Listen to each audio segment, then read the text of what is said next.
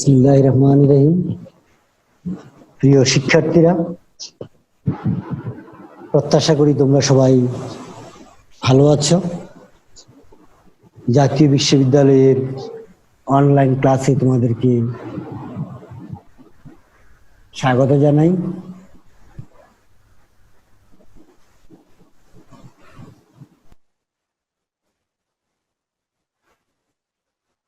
আজকে আমরা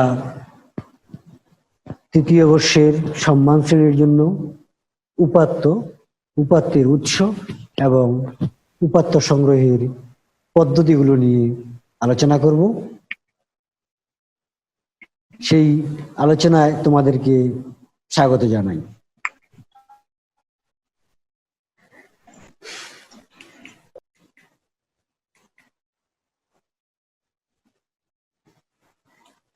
প্রথমে আমরা জানব তথ্য বা উপাত্ত জিনিসটা কি।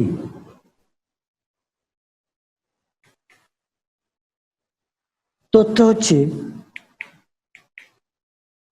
জানা বিষয় বা সংবাদ, যা জানলে বা অবহিত হলে জ্ঞান বাড়ে। বিখ্যাত সমাজ বিজ্ঞানী ডক্টর মোহাম্মদ আবু তাহের স্যার এই কথাটি বলেছেন। অর্থাৎ সাধারণভাবে কোনো একটি বিষয় সম্পর্কে যে ধারণা বা জানার যে প্রচেষ্টা, আমরা যা জানি সেটাই হচ্ছে তথ্য বা ইনফরমেশন। তোমার নাম কি? রহিম, করিম। এই রহিম বা করিম এই জিনিসটিকে আমরা তথ্য বলে থাকি। এখন আসি আমরা উপাত্ত বা ডাটা জিনিসটা কি। ডাটা হচ্ছে উপাত্ত এক ধরনের তথ্য, তবে সকল ধরনের উপাত্ত তথ্য নয়। মূলত গবেষণার মাধ্যমে যে সমস্ত তথ্য সংগ্রহ করা হয় তার স্বীকৃতি পেলেই উপাত্ত হিসাবে বিবেচিত হয়। আমরা এখানে কয়জন ছেলে আছে? 2 জন। এই যে 2 একটি তথ্য ছিল, সেটা যখন স্বীকৃতি পেয়ে গবেষণার বিষয়ে পরিণত হয় তখন তা উপাত্ত বলে গণ্য হয়। 2টি ছেলে, ছেলেটি এখানকার তথ্য আর 2টি এটা হচ্ছে এখানকার উপাত্ত। আর উপাত্তগুলাই পরিসংখ্যানে গবেষণার ক্ষেত্রে কাজে লাগে।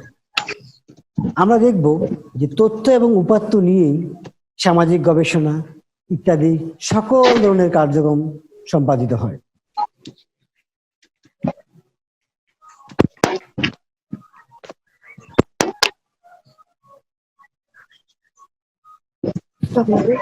আর শিক্ষার্থীরা, তোমাদের মাইক্রোফোন যদি কারো অন থাকে একটু অফ করে দিবে। তোমাদের মাইক্রোফোন অন থাকলে সেটা শব্দে ব্যাঘাত ঘটাবে। আমরা আসা এখন উপাত্ত 2 ধরনের হয়ে থাকে। একটি হচ্ছে কোয়ালিটেটিভ বা গুণবাচক উপাত্ত, যেই ধরনের উপাত্তগুলো কোন ধরনের কোয়ালিটি বা গুণ ইত্যাদি বিষয়গুলোকে প্রকাশ করে। যেমন আমরা যদি বলি মনোভাব, প্রত্যাশা, বুদ্ধি, মতামত, ছেলেটি ভালো, ছেলেটি খারাপ। এই যে ভালো বা খারাপ, এটা হচ্ছে গুণবাচক কতগুলো উপাত্ত। পক্ষান্তরে সংখ্যাবাচক, যখন সেটা বয়স, আয়ু, জন্ম সংখ্যা, মৃত্যু সংখ্যা ইত্যাদিকে প্রকাশ করবে, তখন তাকে আমরা বলে থাকি সংখ্যাবাচক বা সংখ্যাত্মক উপাত্ত। নিশ্চয়ই তোমরা আমার কথা শুনতে পাচ্ছ। শব্দ বা সাউন্ড যদি শুনতে না পাও আমার দৃষ্টি আকর্ষণ করবে। তোমরা তখন মাইক্রোফোনের আনমিউট করে কথা বলবে। আমরা এই উপাত্তের উৎসকে 2টো ভাগে জানি। একটি হচ্ছে প্রাইমারি ডাটা আর একটি হচ্ছে সেকেন্ডারি ডাটা, প্রাথমিক উপাত্ত বা মাধ্যমিক উপাত্ত। সহজ কথায় বলিনি, যখন কোনো উপাত্ত বা তথ্য সরাসরি একজন গবেষক মাঠ পর্যায় থেকে অর্থাৎ উত্তরদাতার কাছ থেকে বা সংগ্রহকারীর কাছ থেকে সংগ্রহ করে থাকে, সেটা জরিপের মাধ্যমে হতে পারে, পর্যবেক্ষণের মাধ্যমে হতে পারে, পরিবেক্ষণের মাধ্যমে হতে পারে, তখন তাকে আমরা বলি প্রাথমিক উপাত্ত। যেমন একটি বাড়িতে আমি গেলাম, তখন বললাম যে তোমার বাড়িতে কয়জন সদস্য থাকে, এটা এরকম যখন কালেক্ট করা হয় তখন তাকে বলা হয় প্রাথমিক উপাত্ত। আর পক্ষান্তরে মাধ্যমিক উপাত্ত হচ্ছে যখন কোনো ধরনের পত্রিকা, সংবাদপত্র, জার্নাল ইত্যাদি বিষয়গুলো থেকে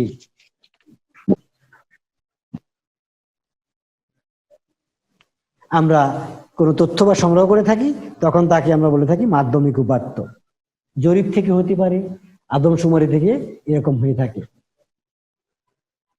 পক্ষান্তরে ব্যক্তিগত সাক্ষাৎকার, পর্যবেক্ষণ, ডাকযোগে পত্র প্রেরণ, টেলিফোনে সাক্ষাৎকার, মাঠ পর্যায়ে অংশগ্রহণকারী নিয়োগ ইত্যাদিকে বলা হয় প্রাথমিক উপাত্ত। আরেকদিকে যদি আমরা লক্ষ্য করি, ইন্টারনেট বর্তমান সময়কালে একটি মাধ্যমিক তথ্য সংগ্রহের গুরুত্বপূর্ণ উৎস। বিশ্বব্যাপী এখান থেকে আমরা অনেক তথ্য বা উপাত্ত সংগ্রহ করে গবেষণা কাজ চালাতে পারি, সেটা প্রাকৃতিক গবেষণাই হোক আর সামাজিক গবেষণাই হোক।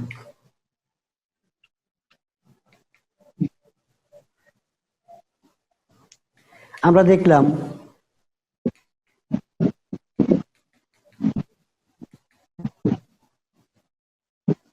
এখন আসো আমরা জানি উপাত্তের উৎসে পরে দেখব উপাত্ত সংগ্রহের বিভিন্ন ধরনের কৌশল বা টেকনিক গুলা কি কি আছে। উপাত্ত সংগ্রহের অনেকগুলো টেকনিক বা কৌশলের মধ্যে পর্যবেক্ষণমূলক পদ্ধতি, সাক্ষাৎকারমূলক পদ্ধতি যেটাকে আমরা বলি ইন্টারভিউ মেথড, প্রশ্নপত্র বা কোশ্চেনিয়ার মেথড, গ্রুপ ডিসকাশন অথবা ফোকাস গ্রুপ ডিসকাশন, প্রক্ষেপণ বা প্রজেক্টিভ পদ্ধতি, ডকুমেন্টেশন মেথড, অংশগ্রহণমূলক গ্রামীণ সমীক্ষা ইত্যাদি অংশগুলোকে আমরা পেয়ে থাকি। প্রথমে আমরা আসো পর্যবেক্ষণমূলক পদ্ধতি এই জিনিসটা কি সেই সম্পর্কে একটু ধারণা আমরা নেওয়ার চেষ্টা করি।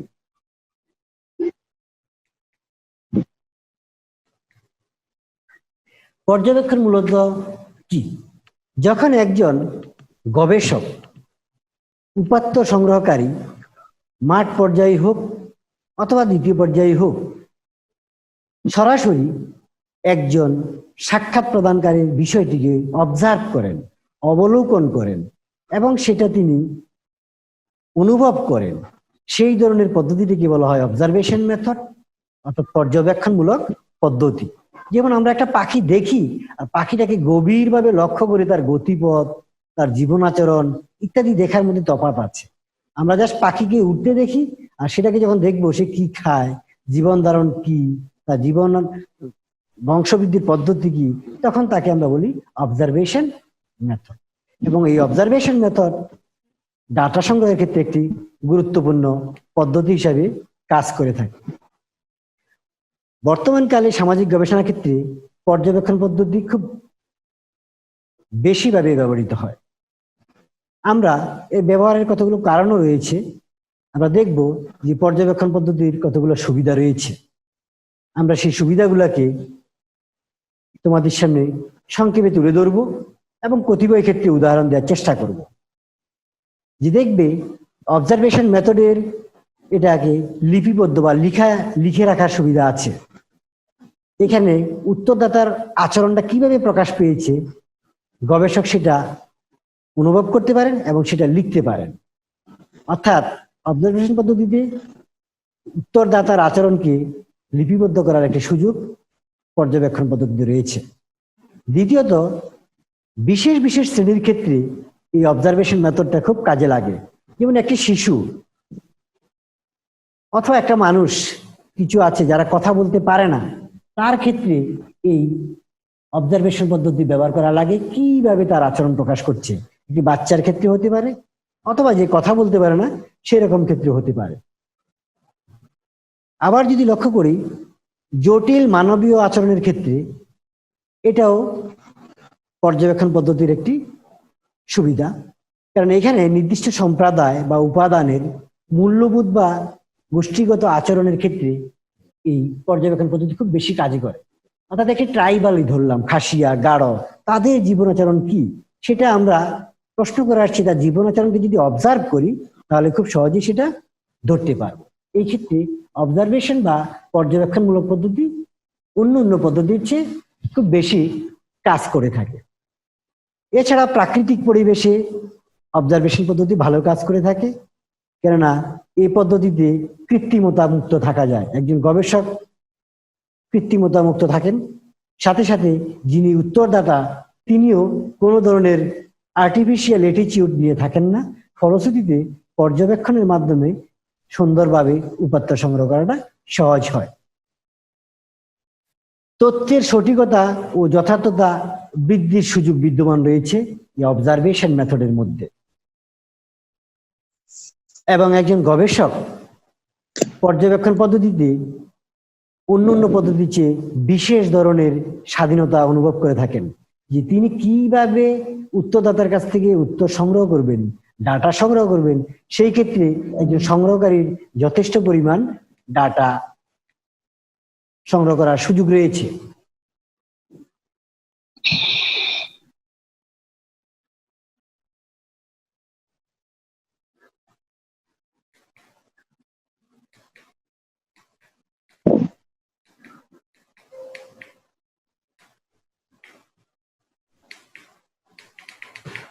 এখন আমরা আসো, এই যে বললাম পর্যবেক্ষণমূলক পদ্ধতি, এই পর্যবেক্ষণমূলক পদ্ধতিটিকে এর কিছু অসুবিধাও আছে, সেই অসুবিধাগুলোকে আমরা তুলে ধরার চেষ্টা করব।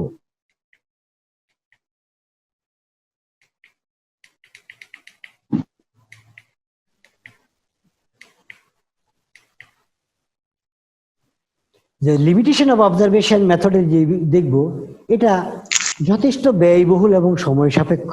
একজন গবেষকের অফুরন্ত সময় থাকে না, তা মেয়াদ থাকে না একটি গবেষণা কাজ করতে।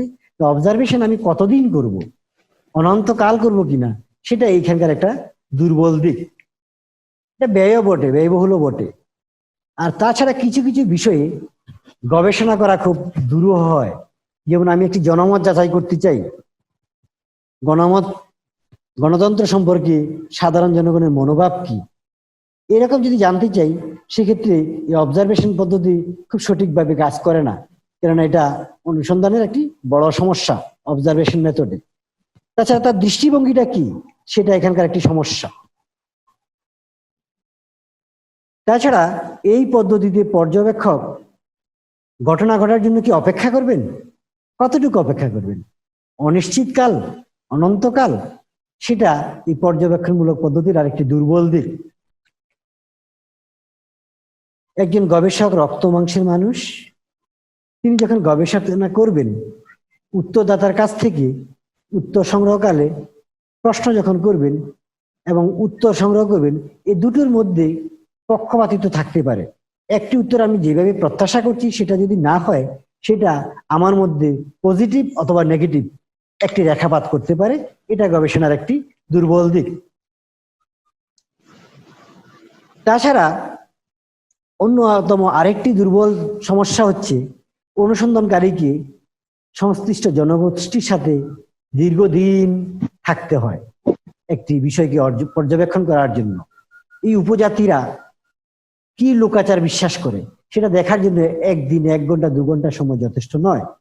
তার জন্য দীর্ঘদিন তাদের সাথে বনে জঙ্গলে তাদের কৃষ্টিতে মিশতে হয়, এবং সেটা অনেক সময় সাপেক্ষ হয়ে থাকে।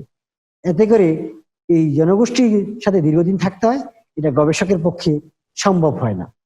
সত্যিকার অর্থেই দীর্ঘদিন অবস্থান করা সম্ভব হয় না। পর্যবেক্ষণমূলক পদ্ধতির ক্ষেত্রে সংবেদনশীল বিষয়ে প্রশ্ন করা খুব জটিল।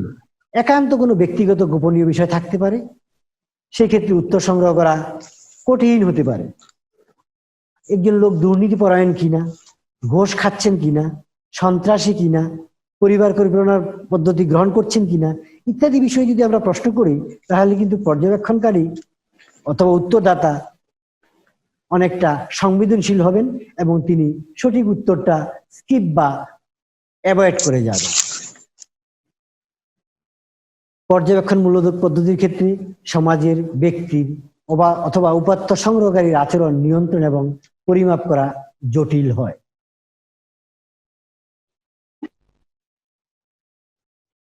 আমরা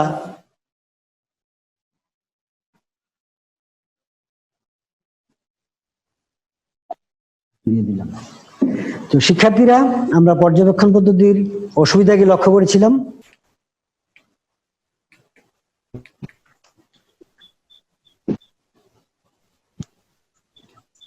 এবং এই পর্যবেক্ষণ পদ্ধতির সংজ্ঞায় বলেছিলাম তোমাদেরকে, পর্যবেক্ষণ হলো সামাজিক গবেষণার পরিপ্রেক্ষিতে নিয়ন্ত্রিত না করে অবিকল বা অবিকৃত উপায়ে উপাত্ত সংগ্রহ করা। আমরা অবজারভেশনের বিষয় দেখলাম, অবজারভেশনের প্রকার দেখলাম, অবজারভেশনের এখন আসো আমরা সাক্ষাৎকারের ধরন বা ইন্টারভিউ মেথড নিয়ে একটু কথা বলি। সাক্ষাৎকার জিনিসটা হচ্ছে গবেষণার উপাত্ত সংগ্রহের উদ্দেশ্যে সাক্ষাৎকারীর সাথে আলাপ আলোচনা করে যে তথ্য সংগ্রহ করা হয় তাই হচ্ছে সাক্ষাৎকার। অর্থাৎ সরাসরি একজন ব্যক্তির সাথে কথা বলে বা গ্রুপের সাথে কথা বলে যখন উপাত্ত সংগ্রহ করা হয় তখন তাকে বলা হয় সাক্ষাৎকার অথবা ইন্টারভিউ মেথড। এবং ইন্টারভিউ মেথডের অনেকগুলো টাইপস রয়েছে। কাঠামোগত সাক্ষাৎকার, কাঠামোহীন সাক্ষাৎকার, আধা কাঠামোগত সাক্ষাৎকার, এটা বিশেষ করে জাতিগত দাঙ্গা, শান্তি মিছিল ইত্যাদির ক্ষেত্রে এই ধরনের ব্যবহৃত হয়। ক্লিনিক্যাল সাক্ষাৎকার, বিশেষ বিষয় চিহ্নিত করে যেসব বিষয়ে প্রশ্ন করা হয়। আমরা আসো এই সাক্ষাৎকার পদ্ধতির কতগুলো সুবিধা রয়েছে। আমরা একটা ছবি দেখলাম, দেখো সাক্ষাৎকারের মধ্যে একজন বোর্ড প্রশ্নকর্তা যাদেরকে প্রশ্ন করবেন তাদের সামনে বসে আছেন এবং সরাসরি মুখোমুখি অবস্থানে আছেন। প্রথমতেই এই ক্ষেত্রে অধিকতর নমনীয় হওয়ার সুযোগ রয়েছে, অর্থাৎ বারবার প্রশ্ন করার সুযোগ থাকে। যেহেতু প্রশ্নকর্তা সামনাসামনি থাকেন তাই বারবার প্রশ্ন করার সুযোগ থাকে সাক্ষাৎকার পদ্ধতিতে। একবারের পরিবর্তে দ্বিতীয়বার তৃতীয়বার প্রশ্ন করার সুযোগ রয়েছে। প্রশ্ন যাচাই করারও সুযোগ রয়েছে। বেশি বেশি উত্তর লাভের সম্ভাবনা থাকে। অলিখিত আচরণকে অ্যাভয়েড করা যায়। পরিবেশগত নিয়ন্ত্রণ এর সুযোগ রয়েছে। প্রশ্নের ধারাবাহিকতা রক্ষা করে সাফল্যজনকভাবে গবেষণার কার্যক্রম চালিয়ে যাওয়া সম্ভব এবং উপাত্ত সংগ্রহ করা সম্ভব। সর্বোপরি এক্ষেত্রে সাক্ষাৎকার পদ্ধতিতে প্রশ্নকর্তা এবং প্রশ্নকারীর মধ্যে এবং উত্তর প্রদানকারীর মধ্যে স্বতঃস্ফূর্ততা পরিলক্ষিত হয়। সাক্ষাৎকার পদ্ধতির আরো বড় একটি সুবিধা হচ্ছে সময়ানুবর্তিতা এবং সাক্ষাৎকারের উপস্থিতি সম্ভব হয়। সর্বশেষে এক কথায় বলা যায়, সামাজিক গবেষণায় উপাত্ত সংগ্রহের কৌশলগুলোর মধ্যে একমাত্র সাক্ষাৎকার পদ্ধতি পর্যাপ্ত উপাত্ত সংগ্রহ করে সামাজিক গবেষণার উপলব্ধি করতে সাহায্য করে। একজন গবেষক সাক্ষাৎকার কৌশল প্রয়োগের মাধ্যমে তথ্য সংগ্রহ করে সমস্যার সমাধানের পথ সুগম করে থাকে। তোমরা যারা জুম ক্লাসে আছো নিশ্চয়ই শিক্ষার্থীরা তোমরা আমার কথা শুনতে পাচ্ছ, তোমরা রেসপন্স করবে। আমরা এখন সাক্ষাৎকার পদ্ধতির অসুবিধাগুলোকে নিয়ে কথা বলি। এই পদ্ধতির কিছু লিমিটেশন রয়েছে। প্রথমে এটা ব্যয়বহুল এবং তথ্য সংগ্রহ কৌশল। প্রশ্নকর্তা যাবেন, সরাসরি সংগ্রহ করবেন, ওই ব্যক্তিকে একদম আসতে হবে অথবা যেতে হবে, এটা সময় খুব জটিল হয়ে যায় এবং ব্যয়বহুল হয়ে যায়।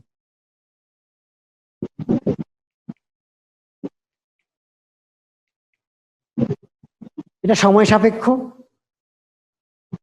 প্রশ্ন করে উত্তর নেওয়া একটি দুটি রিপিট হতে পারে, যার ফলে বেশ সময় নষ্ট হয়। যেহেতু এখানে সরাসরি সাক্ষাৎ প্রদানকারী এবং প্রশ্নকর্তা উপস্থিত থাকেন, অনেক সময় বায়াসনেস বা পক্ষপাতিত্বের সম্ভাবনা থাকে, ব্যক্তিগত পক্ষপাতিত্বের সম্ভাবনা থাকে উত্তর প্রদানের ক্ষেত্রে, প্রশ্ন করার ক্ষেত্রে। সমঝোতাপূর্ণ তথ্য প্রদানের সুযোগহীনতাও এখানে থাকে, সুযোগহীনতা নেই।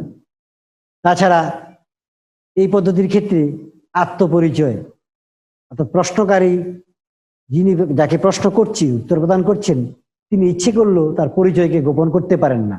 এমন কোনো সংবেদনশীল বিষয়ে আমরা প্রশ্ন করছি যেটাকে উনি উত্তর দিতে স্বাচ্ছন্দ্য অনুভব করছেন না, কিন্তু সেই ক্ষেত্রে তিনি তার আত্মপরিচয় গোপন রাখতে পারছেন না।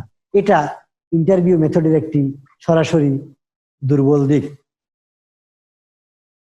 এছাড়া এই সাক্ষাৎকার পদ্ধতি অনেক সময় ক্যাশ বা ঝামেলাপূর্ণ হয়ে থাকে।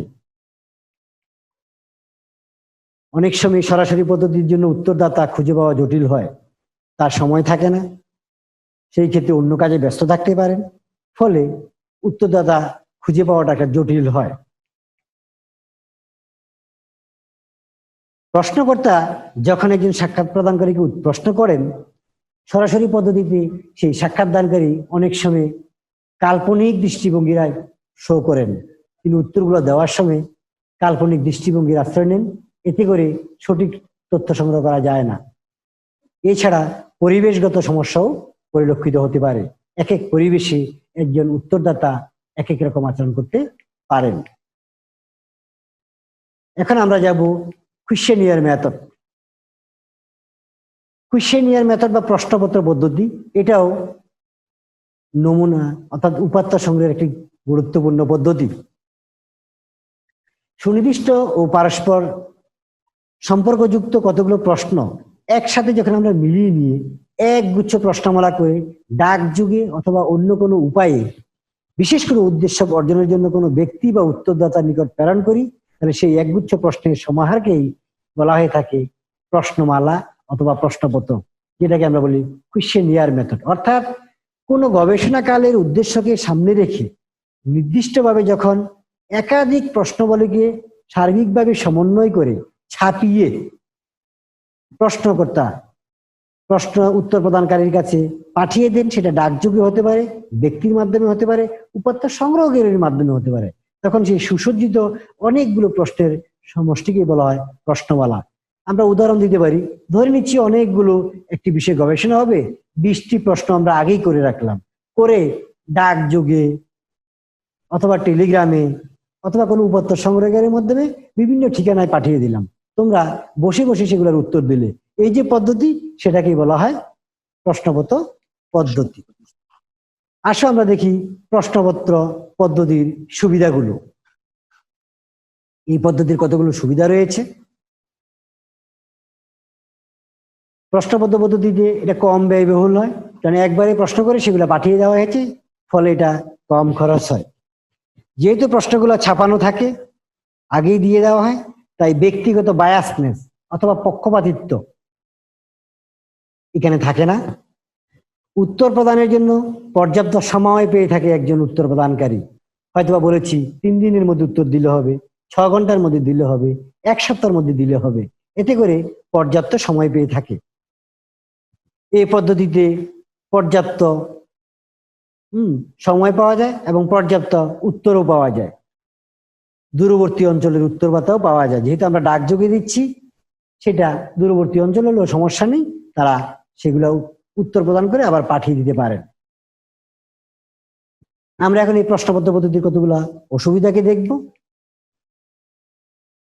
সুবিধা যেমনি আছে, সামাজিক গবেষণা বা উপাত্ত সংগ্রহে কিছু অসুবিধাও থাকে। Nothing is exclusively benevolent in social research. অর্থাৎ সামাজিক বিজ্ঞানের গবেষণায় কোনো কিছুই অবিচ্ছেদ্য উপকারভোগী নয়, এর কিছু লিমিটেশন বা দুর্বল দিক থাকেই। প্রথমত, এই পদ্ধতিটা ধীরগতি সম্পন্ন। প্রশ্ন করলাম 5 দিনে, 10 দিনে, 15 দিনে, আবার ডাকযোগে খুলনা পাঠালাম, রাজশাহী পাঠালাম, ইংল্যান্ডে পাঠালাম, উত্তরগুলো আসবে, সেগুলাকে অ্যাসেম্বলিং করব, অনেক সময় চলে যাবে, তাই এটা ধীরগতি সম্পন্ন। এছাড়া শুধু শিক্ষিত এবং সহযোগী মনোভাব সম্পন্ন ব্যক্তিদের ক্ষেত্রে এই পদ্ধতি কার্যকর। আমি উত্তর জানলাম একটি গবেষণার জন্য কি ধরনের প্রশ্ন, কি ধরনের উত্তর হওয়া উচিত, এখন সেই উত্তরগুলোর ব্যক্তিগুলো যদি শিক্ষিত অথবা সহযোগী মনোভাব সম্পন্ন না হয়, তাহলে তার উত্তরগুলো প্রাসঙ্গিক হবে না এবং সেখান থেকে আমি ভালো ডাটা বা উপাত্ত পাবো না। উত্তরদাতার উপর কোনো নিয়ন্ত্রণও এখানে থাকে না, তার ইচ্ছে, আমি প্রশ্ন ছাপিয়ে পাঠিয়ে দিলাম, তিনি যা খুশি তা লিখবেন। যেমনি ভাবে শিক্ষার্থীরাও অনেক সময় পরীক্ষার খাতায় অনেক উত্তর লিখেন, প্রাসঙ্গিক অথবা অপ্রাসঙ্গিক, যেখানে আমি মূল্যায়ন করার সময় কিছু বলতে পারি না, শুধু দেখে অনুভব করতে পারি এবং মূল্যায়নের জন্য নাম্বার কম বেশি হতে পারে। ঠিক তাই এই পদ্ধতির পুনরাবৃত্তিতে এবং ভুল জবাব হতে পারে, কারণ একজন গবেষক তিনি ইচ্ছে অনুযায়ী তার যা খুশি সেই উত্তরই দিবেন, রিপিটিশনও হতে পারে। এছাড়া প্রশ্নপত্র পদ্ধতির অসুবিধার মধ্যে আরেকটি বিষয় হচ্ছে উত্তরদাতার আগ্রহ এবং ইচ্ছা মূল্যায়ন করা কঠিন হয়। আমরা এতক্ষণ দেখলাম প্রশ্নপত্র পদ্ধতি, গ্যালাক্সি A30 কিছু একটি বলতে চাচ্ছিলে, প্রশ্ন করবে? জি না স্যার। আমরা এখন অনুসূচি বা শিডিউল জিনিসটা কি সেই সম্পর্কে একটু কথা বলবো। অনুসূচি বা শিডিউল হচ্ছে সুনির্দিষ্ট ও পারস্পরিক সম্পর্কিত গঠিত প্রশ্নমালার ভিত্তিতে সাক্ষাৎকার গ্রহণ করার প্রক্রিয়াই হচ্ছে শিডিউল অর্থাৎ তালিকা। এখানে একেবারে স্পেসিফিক এবং পারস্পরিক সম্পর্ক করে কয়েকটি প্রশ্নকে অর্গানাইজ করা হয় এবং সেটাই শিডিউল বলে গণ্য হয়।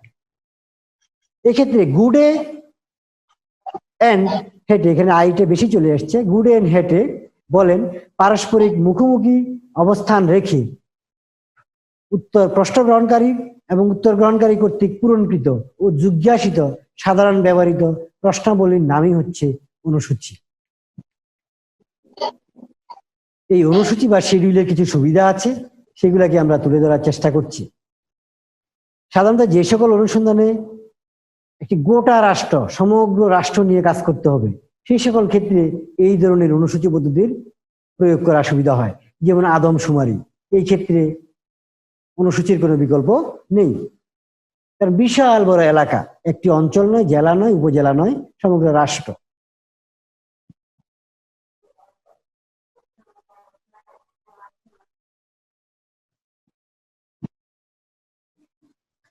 অনুসন্ধান এলাকা ব্যাপক হলে এই অনুসূচিটা গৃহীত হয়, সময় কম হলে অপেক্ষাকৃত কম হয়, ব্যয়বহুল কম হয়। আরো দেখবি এর সুবিধাগুলোকে আমরা তুলে ধরলাম।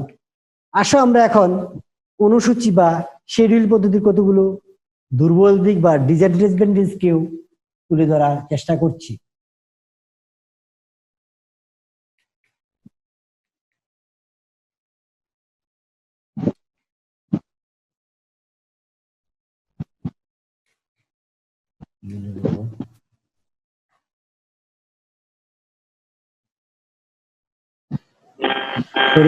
আমরা আবারও ব্যাক করলাম একটু।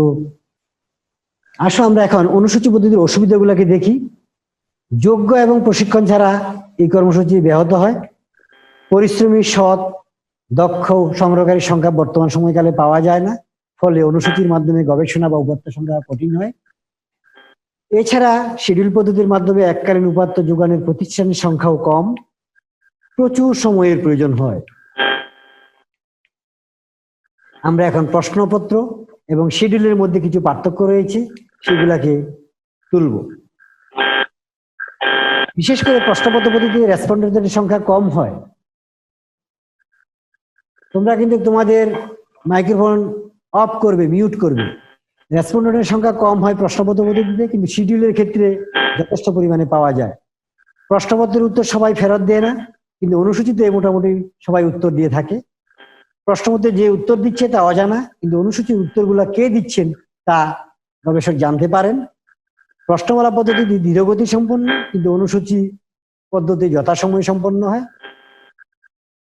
এখানে এখন আসো আমরা ডকুমেন্ট স্টাডি পদ্ধতিতে যাই। ডকুমেন্ট হলো ব্যক্তি, দল বা সমাজের কোনো বিষয়ে লিখিত দলিল, যা কোনো না কোনো সময়ে রেকর্ড করা হয়েছে, যেমন ব্যক্তিগত ডায়েরি, আত্মচরিত, আত্মজীবনী, এগুলো ডকুমেন্ট স্টাডি। এগুলা থেকেও উপাত্ত সংগ্রহ করা যায়। উপাত্ত সংগ্রহ ডকুমেন্ট স্টাডির কিছু সুবিধা আছে, আমরা সেগুলাকে তুলে ধরি। অসামান্য এবং দুষ্প্রাপ্য বিষয়টির গবেষণার ক্ষেত্রে এই পদ্ধতিটা কাজ করে থাকে। দীর্ঘকালীন বিষয়ে খুব কার্যকর হয়ে থাকে ডকুমেন্ট স্টাডি, এবং এই পদ্ধতিটা কোনো প্রতিক্রিয়া থাকে না গবেষক এবং উত্তরদাতার ক্ষেত্রে। স্বীকারোক্তি যথেষ্ট পরিমাণে থাকে, তুলনামূলক খরচ কম হয় এবং সময়ও কম হয়। আমরা ডকুমেন্ট স্টাডি পদ্ধতির অসুবিধাগুলা কি সেটা একটু তুলে ধরি। এখানে পক্ষপাতিত্ব থাকে, যদিও লেখাটা পক্ষপাতিত্ব হচ্ছে। তো তোমাদের অনুগ্রহপূর্বক একটু মাইক্রোফোনটা অফ করো। YS2017 মিউট করো, অথবা আমি মিউট করে দিলাম। পক্ষপাতিত্ব থাকে, ক্ষণস্থায়িত্ব হয়, এটা অসম্পূর্ণতা হয়। এই গবেষণায় উপস্থিতির সংখ্যা কম থাকে, মানসম্মত ছকের অভাব হয়। এইগুলো হচ্ছে ডকুমেন্ট স্টাডির কতগুলো দুর্বল দিক। উপাত্ত সংগ্রহের খুবই ইম্পর্ট্যান্ট একটি উপায় হচ্ছে সমষ্টিগত দলীয় আলোচনা অথবা focus group discussion. Focus group ডিসকাশনের ছবিটি দেখো। এই হলো অনেকগুলো তথ্য সংগ্রহের জন্য একটি কৌশল, যেখানে পূর্ব নির্ধারিত দলের সঙ্গে খোলামেলা পরিবেশে ঐক্যমতে পৌঁছার নিরীক্ষে আলোচনা করা হয়। 5 জন 10 জন মিলে একটি বিষয়ে কথা বলা হয়, সেখান থেকে একটি উত্তর খোঁজার চেষ্টা করা হয়। এতে গবেষক উদ্দীপ্তকারীর বা সঞ্চালকের ভূমিকা পালন করে থাকেন। ফোকাস দলের কিছু সুবিধা আছে। এখানে লক্ষ্য থাকে নির্দিষ্ট, সমস্যার গভীরে প্রকাশ করা যায়। এই পদ্ধতিতে সমধর্মী এবং সকল শ্রেণীর জনগণ অংশগ্রহণ করতে পারে। আর ফোকাস দলের অসুবিধাগুলো দেখো, এখানে আকারটা পড়ে নাই, ফোকাস হবে এটা। এই পদ্ধতিতে প্রকল্প যাচাই করার সুযোগ থাকে না, ফলাফল বস্তুনিষ্ঠ হয়। অতি ক্ষুদ্র নমুনা হতে তথ্য সংগ্রহ করা হয় বলে অনেক সময় এটার প্রয়োগ করা সম্ভব হয় না। আমরা আরেকটি কৌশলে যাই, তার নাম হচ্ছে প্রজেক্টিভ টেকনিক অথবা প্রক্ষেপণ কৌশল। প্রক্ষেপণ উপাত্ত সংগ্রহের একটি গুরুত্বপূর্ণ কৌশল, যাতে উত্তরদাতাকে উপস্থিত করে তার প্রতিক্রিয়া হতে তথ্য সংগ্রহের চেষ্টা করা হয়। এবং এই পদ্ধতিতে রসায়ন প্লট পদ্ধতি, কাহিনী সংব্যক্তকরণ পরীক্ষা, বাক্য সমাপন অভীক্ষা, পুতুল খেলা, শব্দ সমাপন পরীক্ষা ইত্যাদির মাধ্যমে যেখানে যেটা প্রয়োজন সেটা মনোবৈজ্ঞানিক কৌশলের মতো প্রয়োগ করে উপাত্ত সংগ্রহ করা হয়। এর অনেক সুবিধা আছে, সুবিধাগুলোকে একটু তোমরা দেখে নাও। উত্তরদাতা স্বতঃস্ফূর্তভাবে সহযোগিতা করে থাকে, সঠিক উত্তর পাওয়া যায় এবং একই সময়ে অনেক ব্যক্তির উপরে এই পদ্ধতিটা প্রয়োগ করা যায়। এটা একটা সুবিধাজনক দিক। সর্বোপরি সময়টা কম লাগে। এই প্রক্ষেপণ পদ্ধতির কিছু অসুবিধাও আছে। এখানে খুব সাধারণীকরণ করে পরীক্ষা করা যায় না, কারণ আমরা যে শব্দ সমাপন বা বাক্য সমাপন অথবা পুতুল খেলা ইত্যাদি যে সমীকরণগুলো বলছি,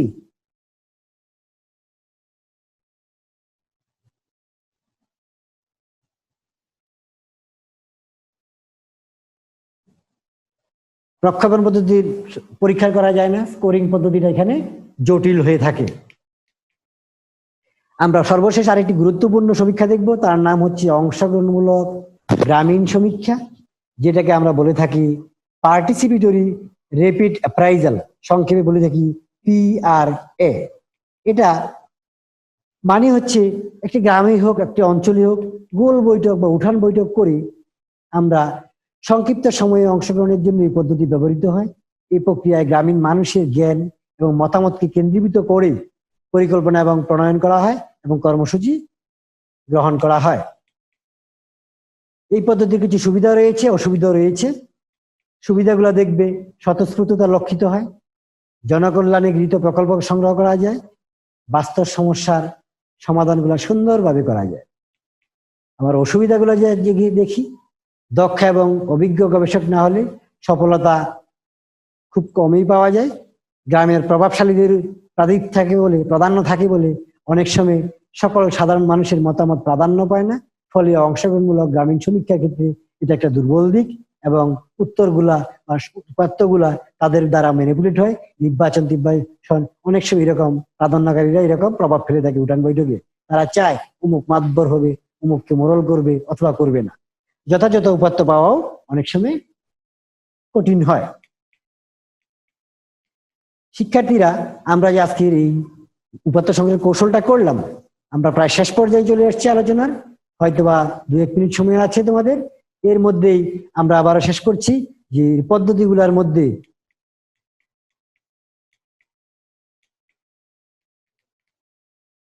অনেকগুলো পদ্ধতি পেয়েছিলাম এবং সেগুলো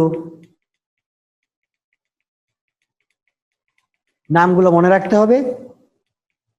সেই কৌশলগুলোকে লক্ষ্য করেই তোমরা উপাত্ত সংগ্রহ করতে পারবে, তাহলেই যথাযথ উপাত্ত সংগ্রহ করা সম্ভব হয় এবং সেই উপাত্তগুলাকে কোনো না কোনো একটি গবেষণা কর্মে কাঁচামাল হিসেবে ব্যবহার করা সম্ভব। শিক্ষার্থীরা, তোমাদেরকে ধন্যবাদ জানাই। পরবর্তী ক্লাসে আবারও আমরা একটা গাণিতিক সমস্যা নিয়ে আরেকদিন উপস্থিত হব। তোমাদের উপস্থিতি প্রত্যাশা রাখছি। তোমরা ভালো থাকবে, সুস্থ থাকবে। আশা করি তোমরা এই করোনাকালীন সময়ে পরিবারের পরিজনের যত্ন নিবে এবং ভালো থাকবে। এই বলেই তোমাদেরকে আমি ধন্যবাদ জানাচ্ছি এবং আজকের ক্লাসের পাঠের এখানে সমাপ্তি ঘোষণা করছি। সবাইকে ধন্যবাদ।